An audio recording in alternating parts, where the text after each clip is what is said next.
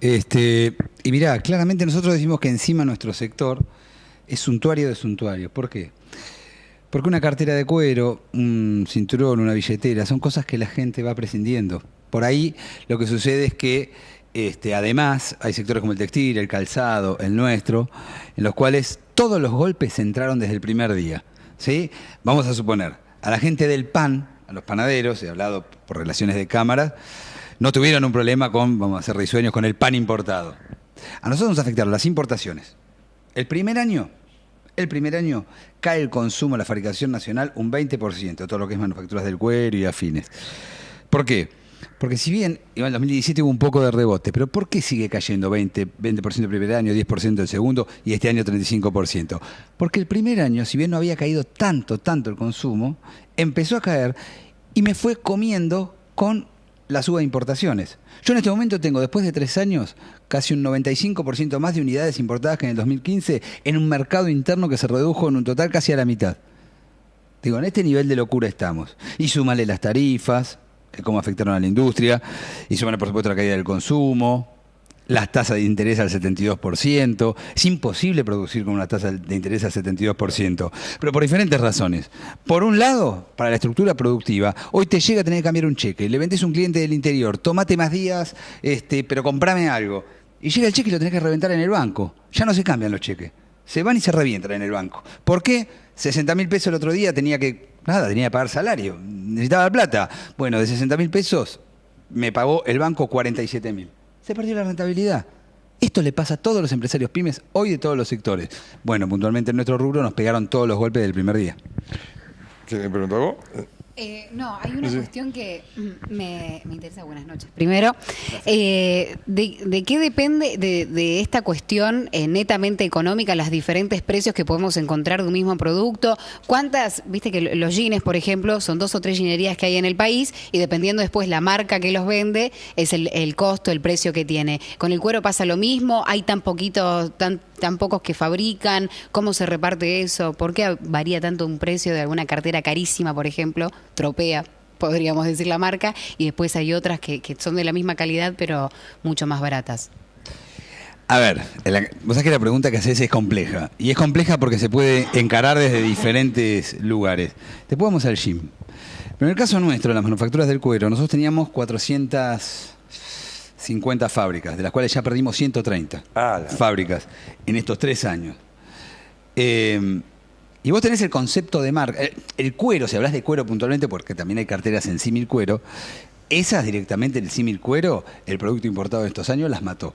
Y el producto de cuero sí que se transformó en suntuario, porque hoy una cartera, y no te digo una marca, pero una cartera de cuero por costo y demás, y no baja de los 2.500 pesos, 2.800, 3.000 pesos. Una de marca a lo mejor 4.000, 4.500. Pongo una cartera, como podríamos decir una prenda de cuero, en 7.000 pesos, 8.000 pesos, una de marca 15.000. Estamos hablando de valores muy altos. Lo nuestro hay un concepto de marca. En la cuestión del jean, sobre todo, pasa en muchos sectores. Acá, lo nuestro es muy como, si querés, más de elite del cuero. Pero fíjate lo que pasa con el jean. Justamente la discusión del desarrollo que tuvimos que dejar de discutir a partir del 2015 es cómo se formaban los precios en la Argentina. Yo digo que las fábricas argentinas, hasta la puerta de la fábrica, son competitivas. De eso no te quepa ninguna duda.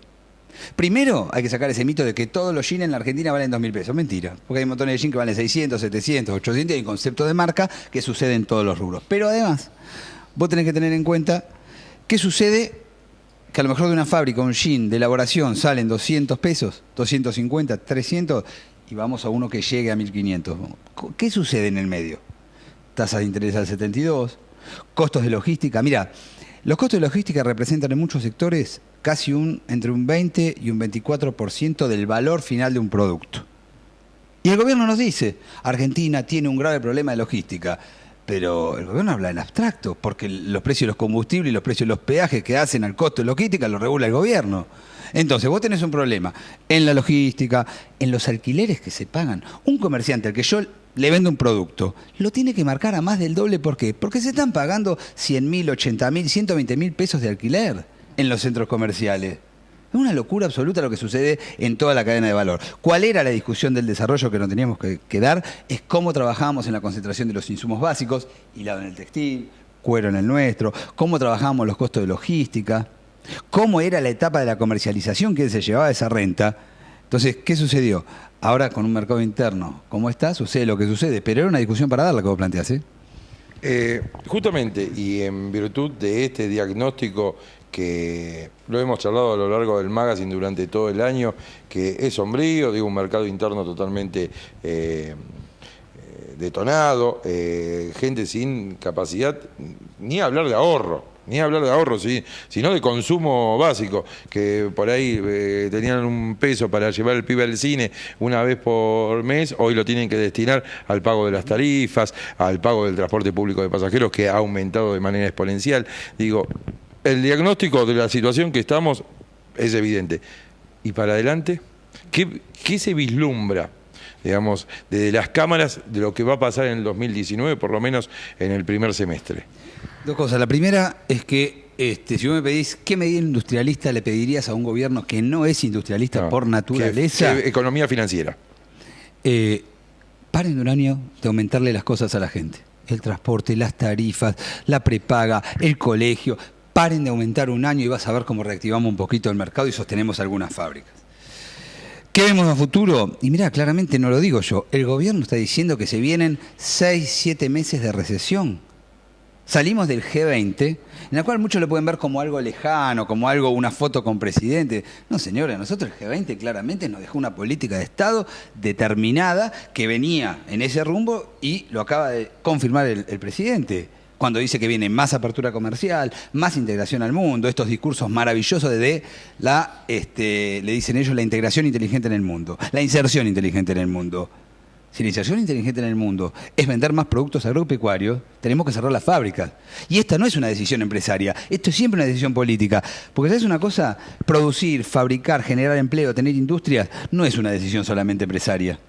Es una decisión política, con política de Estado que dice, el Estado está con créditos, está con programas industriales, está fortaleciendo el mercado interno, entonces yo voy y me compro una máquina. ¿Con qué grado de responsabilidad yo le digo hoy a un empresario, comprate una máquina, si no va a tener menos mercado todavía?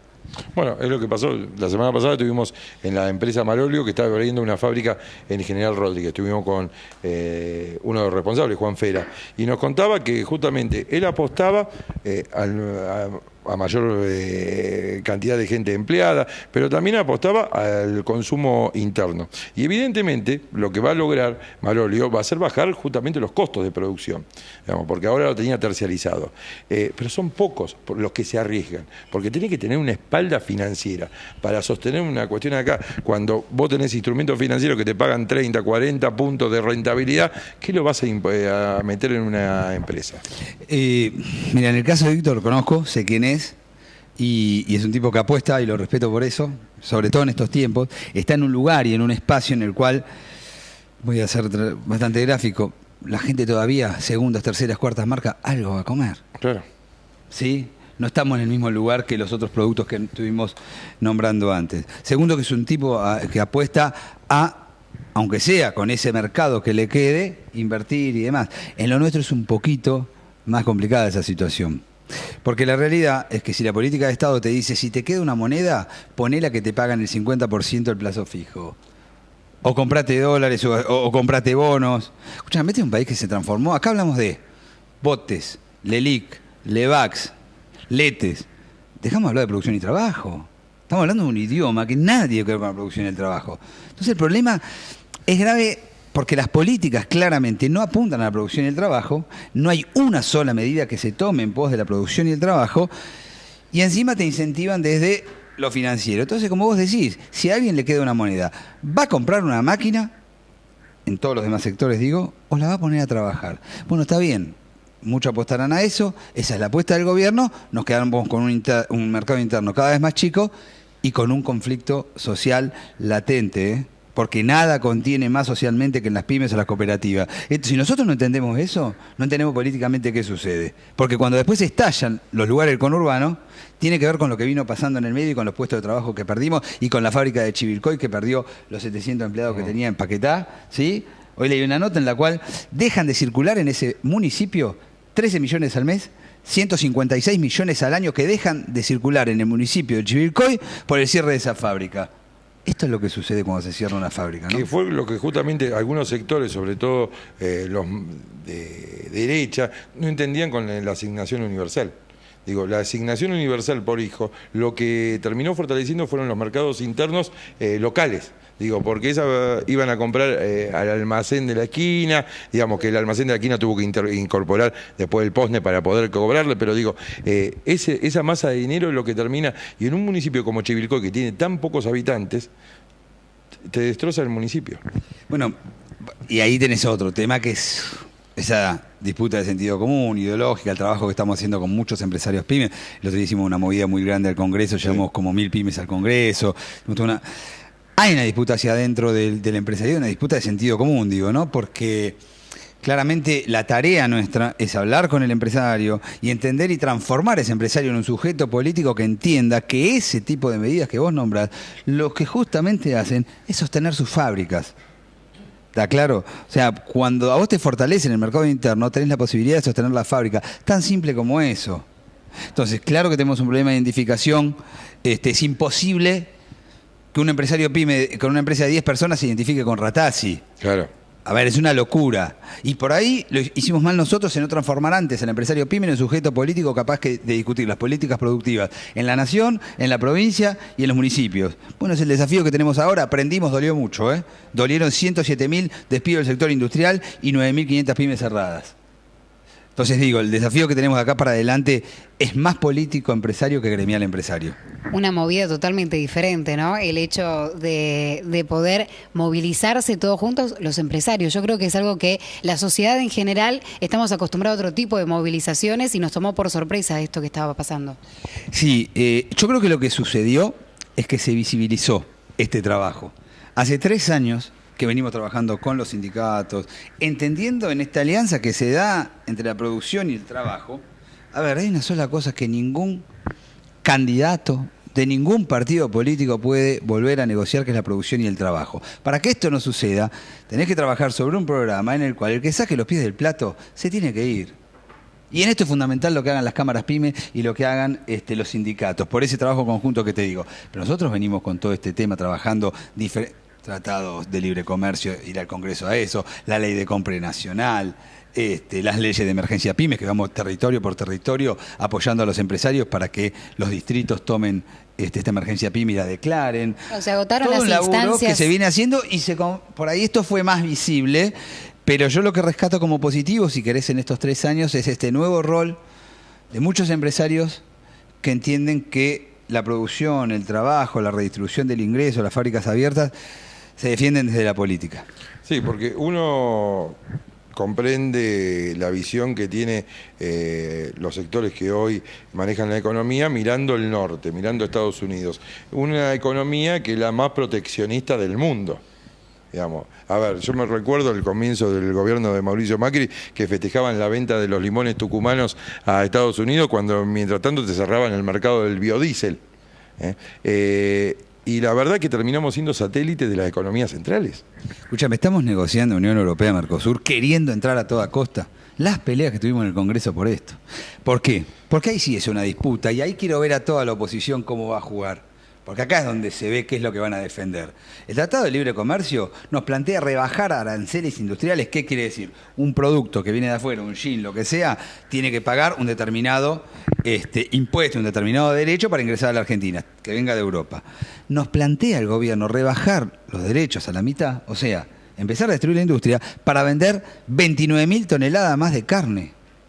Digo, este es el proyecto de país que tiene, que además atrasa. Porque este es el problema que tenés. No estamos en los 90 en un esquema de apertura comercial, no de Parece nacimiento. el pacto Roca-Ruchiman. Bueno, claro, pero además si vos te pones a pensar que lo que hoy se está negociando en el mundo, lo que se está cuidando son los mercados internos, la producción interna, fortaleciendo esos mercados, porque claramente tenés un mundo muchísimo más vendedor que comprador. En ese esquema aparece el gobierno diciendo: hay que tener una inserción inteligente en el mundo y hay que abrirse. Este país estaba cerrado. Señores, yo le quiero decir a la gente, eso es mentira. En mi sector solamente, en el año 2015 entraron 15 millones de productos importados. Perdón, 27 millones de productos importados. El tema es que hoy ya tengo 51 millones de productos importados. No es que no convivíamos con el importado. Otra mentira. Por eso esto se disputa del sentido común. Porque están instalando que estaba cerrada la frontera y no quedaba otra y había que abrirse. No, eso es mentira.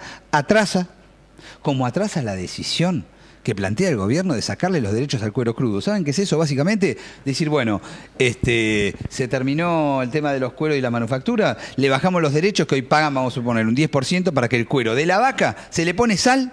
Estamos hablando de 200 años atrás. Yo me agarro la cabeza porque no lo puedo creer. Estamos hablando de 200 años atrás, ni siquiera ahora de 30 años atrás. Estamos hablando de Rosas, qué sé yo, de la colonia. Exportar los cueros salados. Si vos le sacás ese derecho que tiene que pagar alguien que saca el cuero de la vaca, usa la carne, le pone sal. Si lo quiere exportar así, tiene que pagar un 10% y entonces a lo mejor decide dejarlo en el mercado local y que las curtiembres tengan trabajo, para explicárselo a la gente. ¿Qué quiere hacer el gobierno? Sacarle ese derecho y que los cueros se vayan más cueros crudos. 200 años atrás a esto.